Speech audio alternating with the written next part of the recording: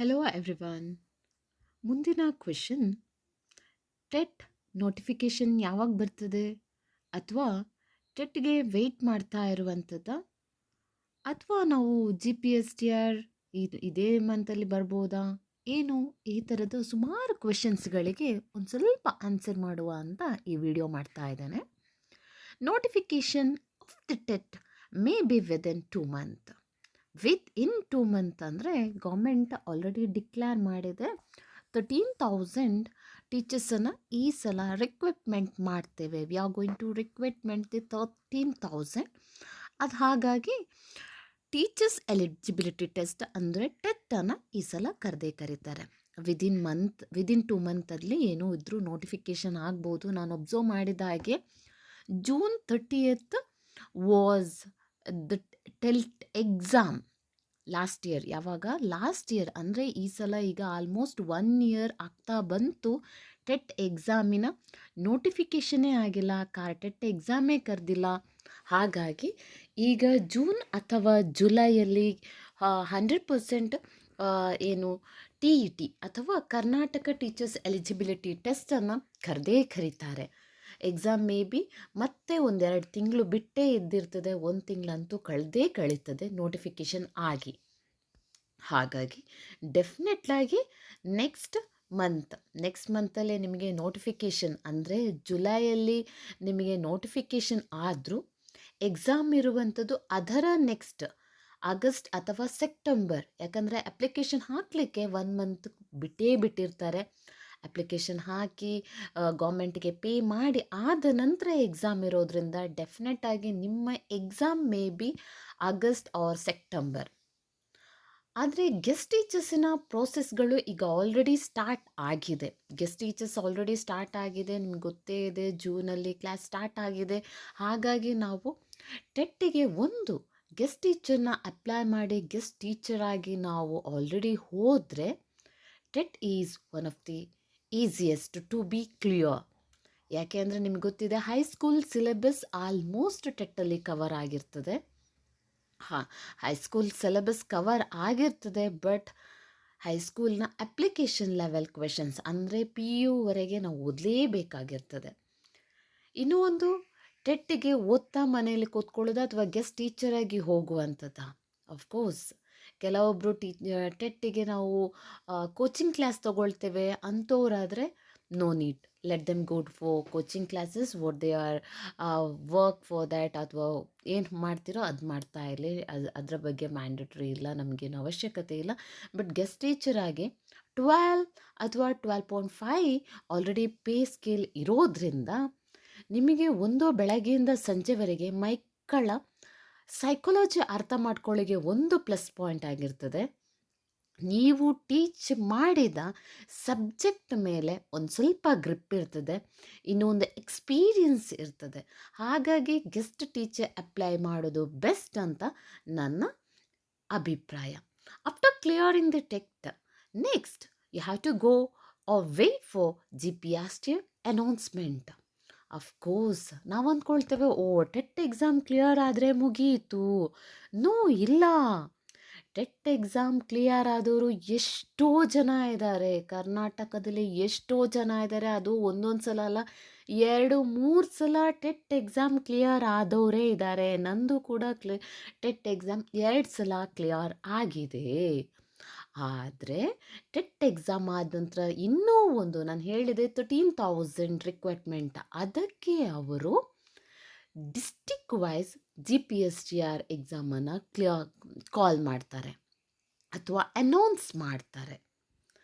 Again GPSTR is the different format of exam. ನಾವು GPSTR ಹೆಸರು ಕೇಳಬೇಕಾದ್ರೆ different ಆಗಿದೆ, TET ಥರ ಅಲ್ಲ, ಹಾಗಾಗಿ ಅದು ಇನ್ನೊಂದು ಥರನಾ? ಅಫ್ಕೋರ್ಸ್ ಟೆಟ್ಟಲ್ಲಿರುವಂತಹ ಎಲ್ಲ ಸಿಲೆಬಸ್ GPSTRಗೆ ಅಪ್ಲೈ ಆಗ್ತದೆ. ಅದರ ಒಟ್ಟಿಗೆ ಇನ್ನೂ ಒಂದು ಸ್ವಲ್ಪ ಎಕ್ಸ್ಟ್ರಾ ನಾಲೆಜ್ಗೋಸ್ಕರ ಲ್ಯಾಂಗ್ವೇಜಲ್ಲಿದೆ, ಮತ್ತು ವಾಪಸ್ ಸಬ್ಜೆಕ್ಟಲ್ಲಿ ಬರ್ತೇವೆ, ಸಬ್ಜೆಕ್ಟ್ ಪೆಡಾಗಗಿ ಕಲಿತೇವೆ ನಾವು.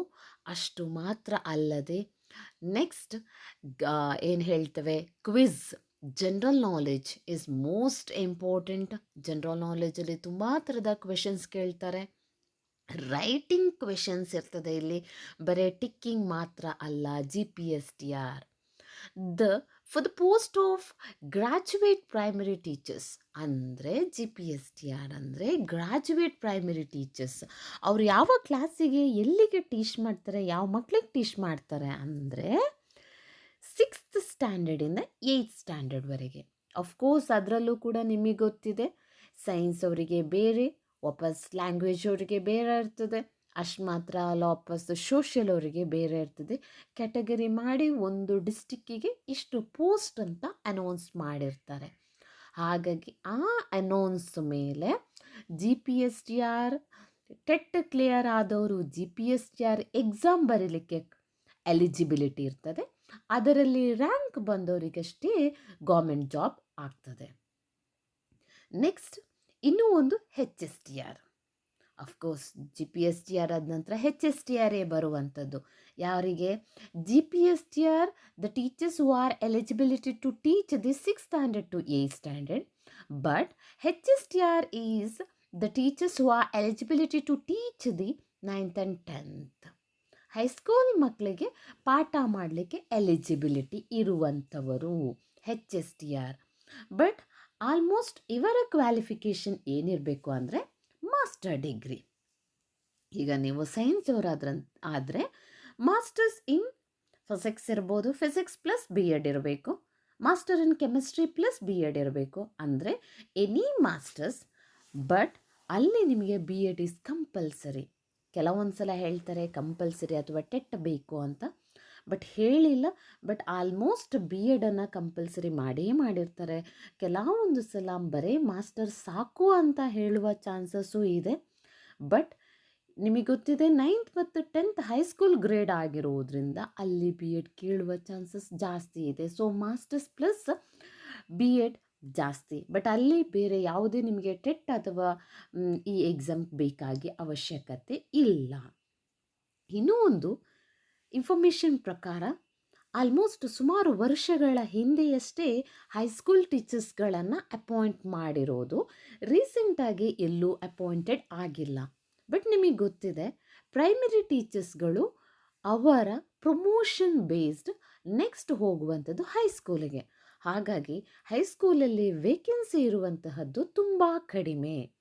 ಪ್ರೈಮರಿ ಅಥವಾ ಪ್ರೀ ಪ್ರೈಮರಿಯಲ್ಲಿ ವೇಕೆನ್ಸಿಗಳು ಕ್ರಿಯೇಟ್ ಆಗ್ತದೆ, ಬಟ್ ಹೈಸ್ಕೂಲಲ್ಲಿ ವೇಕೆನ್ಸಿಗಳು ಜಾಸ್ತಿ ಕ್ರಿಯೇಟ್ ಆಗಲ್ಲ. ಯಾಕೆ ಅಂದರೆ ಪ್ರೈಮರಿ ಅಥವಾ ಪ್ರೀ ಪ್ರೈಮರಿಯಿಂದ ನಮ್ಮ ಪ್ರಮೋಷನ್ ಆಗಿ ಇರುವ ಟೀಚರ್ಸ್ಗಳೇ ಪ್ರಮೋಷನ್ ಆಗಿ ಹೈಸ್ಕೂಲಿಗೆ ಅವರ ಎಕ್ಸಾಮ್ ಬೇಸ್ಡ್ ಅವರು ಕ್ಲಿಯರ್ ಮಾಡಿಕೊಂಡು ಅವರು ಪ್ರಮೋಷನ್ ಬೇಸ್ಡ್ ಅವರು ಹೈಸ್ಕೂಲಿಗೆ ಹೋಗ್ತಾರೆ. ಸೊ ಅದು ಇದಾಗ್ತದೆ. ಇನ್ನೂ ಒಂದು 13,000 ಗೌರ್ಮೆಂಟ್ ಟೀಚರ್ಸನ್ನು ಈ ಸಲ ಅಪಾಯಿಂಟ್ ಮಾಡ್ತಾರೆ ಅಂತ Karnataka education minister already announce ಮಾಡಿದ್ದಾರೆ. ಹಾಗಾಗಿ ನಾವು ಈ ಒಂದು 2025ಗೆ ಟೆಟ್ ಕ್ಲಿಯರ್ ಮಾಡಿ 2026ಗೆ GPSTRನ್ನು ಅನೌನ್ಸ್ ಮಾಡ್ಬೋದು ಅಂತ ನನ್ನ ಭಾವನೆ. ಯಾಕಂದರೆ ಇದಕ್ಕಿಂತ ಮೊದಲು ಕೂಡ ಅಷ್ಟೇ ಆಗಿರೋದು. ನೀವು ಗೊತ್ತಿರ್ಬೋದು 2021-22 ಆ ಬ್ಯಾಚಲ್ಲಿ ನೀವು ಅವರಿಗೆ ಗೌರ್ಮೆಂಟ್ ಕೋರ್ಟ್ ಅದು ಇದು ಅಂತ ಹೇಳಿ ಟೆಟ್ ಯಾವುದೋ ವರ್ಷದಲ್ಲೇ ಆಗಿರ್ತದೆ.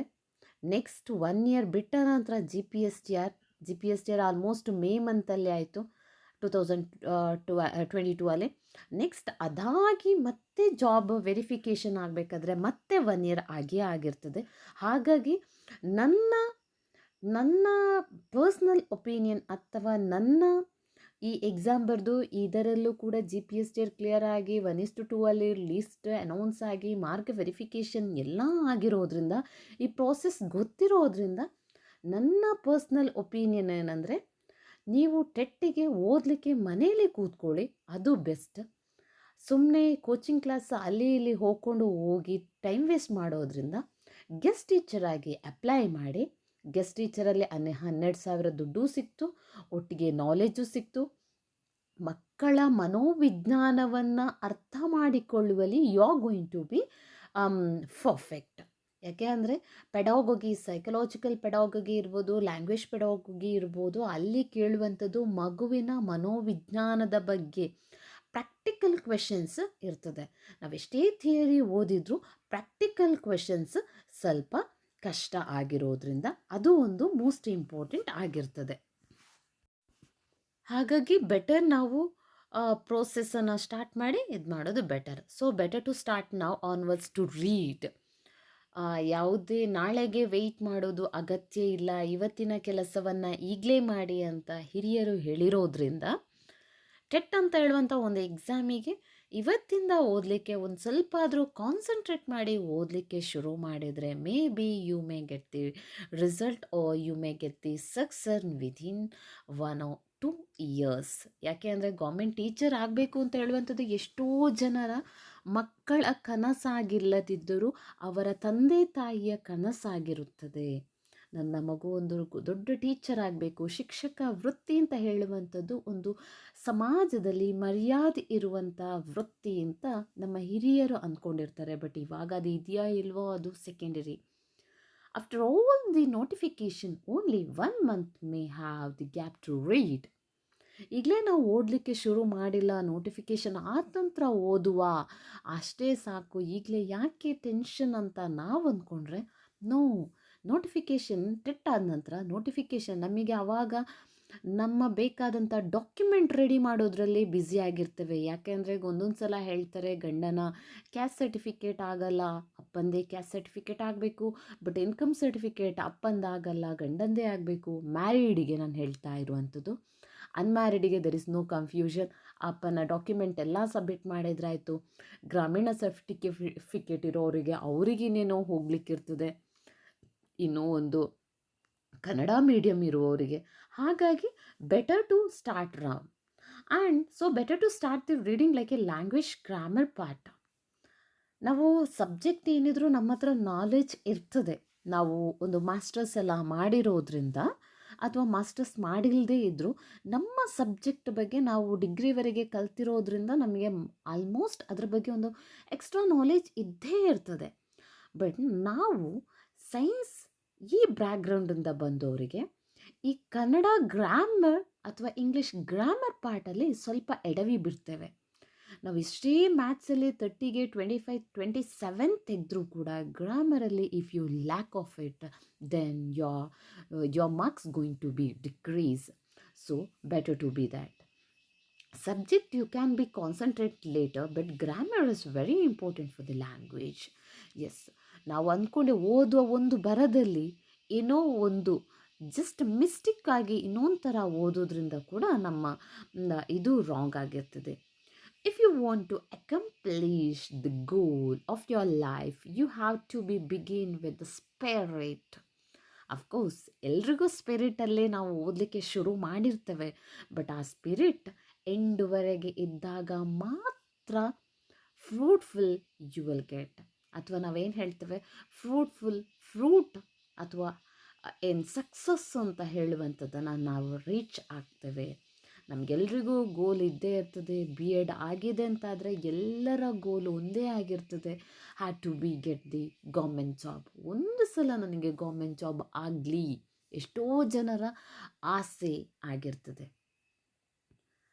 Better to enhance the situation and start to read.